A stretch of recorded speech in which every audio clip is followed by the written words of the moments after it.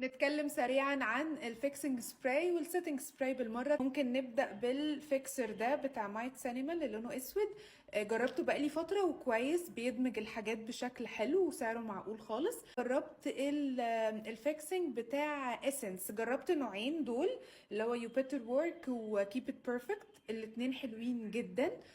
جربت برضو الفيكسنج بتاع الايجيرل، هو مكتوب عليه فيكس وسيتنج يعني الاتنين، بس انا ما لمستش ان هو بيثبت الميك اب ان انا اعتمد عليه لوحده يعني. بس هو كدمج ميك اب وكأن هو يخليه شايني كده وجلوي، لان هو فيه جلاتر. كان حلو قوي، شربته كله. كفايه دول بالنسبه للفيكسنج. السيتنج سبراي ممكن ارشح لك واحد بس تعتمدي عليه، ده اللي هو بتاع محمود سعيد، ده تثبتي بيه الميك اب في الاخر بس، ما تحطيش بعديه اي حاجه تاني، تثبتي من بعيد. تحفه تحفه تحفه.